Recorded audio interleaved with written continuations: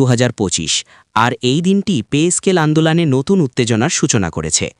হাসনাত আব্দুল্লাহর নেতৃত্বে চলমান দাবি দেওয়ার এই সংগ্রাম কি আরও উঁচু পর্যায়ে উঠছে, নাকি সমঝোতার কোনো আলোর রেখা দেখা যাচ্ছে? চলুন আজকের গরম আপডেটগুলো একে একে জেনে নিই। আমাদের চ্যানেলে নতুন হয়ে থাকলে অবশ্যই চ্যানেলটি সাবস্ক্রাইব করে রাখুন, আর যারা সাবস্ক্রাইব করে রেখেছেন তাদেরকে অসংখ্য ধন্যবাদ। সকাল 9টা থেকেই পে স্কেল আন্দোলন আবারও জাতীয় আলোচনার কেন্দ্রবিন্দুতে। দেশের সরকারি চাকরিজীবী ও শিক্ষক সংগঠনগুলোর দাবি আগের তুলনায় আরও শক্তিশালী রূপ নিয়েছে।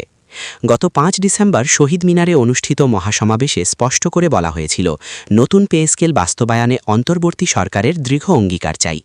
আর সেই সময়সীমা দ্রুত এগিয়ে আসছে 1 জানুয়ারি 2026-এর দিকে।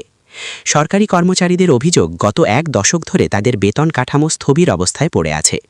বাজার দরের লাগামহীন বৃদ্ধি সামাল দিতে না পেরে অনেকেই জীবনযাত্রার মৌলিক ব্যয় মেটাতে হিমশিম খাচ্ছেন। অর্থনীতিবিদদের মতে এবারের আন্দোলন কেবল বেতন বাড়ানোর প্রশ্ন নয়, এটি টিকে থাকার নিশ্চয়তা নিয়ে লড়াই। এদিকে ঢাকার ব্যস্ত গুরুত্বপূর্ণ মোড়ে সকাল থেকেই আন্দোলনকারীদের উপস্থিতি বেড়েছে। প্ল্যাকার্ড হাতে তাদের স্লোগান, দাবি দাওয়া সব মিলিয়ে উত্তেজনা আরও ঘনীভূত। হাসনাত আব্দুল্লাহর সাম্প্রতিক লাইভ বক্তব্যকেও ঘিরে ব্যাপক আলোচনা চলছে। জাতীয় নাগরিক পার্টির দক্ষিণাঞ্চলের এই প্রধান সংগঠক বলেন, আমরা মাঠে নেমেছি মানুষের ন্যায্য অধিকারের জন্য। পে স্কেল বাস্তবায়ন শুধু অর্থনীতির কথা নয়, এটা ন্যায় বিচারের দাবি। তার মতে সরকারি কর্মচারী ছাড়াও দেশের সাধারণ মানুষও এখন এই পরিবর্তনে সামিল হচ্ছে। তিনি এমপিওভুক্ত শিক্ষক ও অন্যান্য শ্রেণীর কর্মীদেরও আহ্বান জানিয়েছেন, সরকার সন্তোষজনক নিশ্চয়তা না দেওয়া পর্যন্ত আন্দোলন চালিয়ে যাওয়ার জন্য। অন্যদিকে আজ রংপুরে আরেকটি আলোচিত মামলার সাক্ষ্যগ্রহণ চলছে।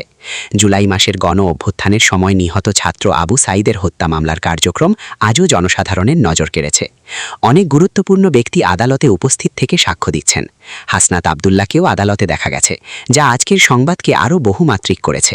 ফলে দেশের রাজনৈতিক উত্তেজনা ও পে স্কেল আন্দোলন দুটি ইস্যুই সমানভাবে আলোচনায়। দুপুর পর্যন্ত সরকার বা অন্তর্বর্তী প্রশাসনের পক্ষ থেকে কোনো নতুন ঘোষণার তথ্য পাওয়া যায়নি। যদিও 10 ডিসেম্বর থেকে সামাজিক মাধ্যমে বিভিন্ন রাজনৈতিক দলের চাপ বাড়তে দেখা যাচ্ছে।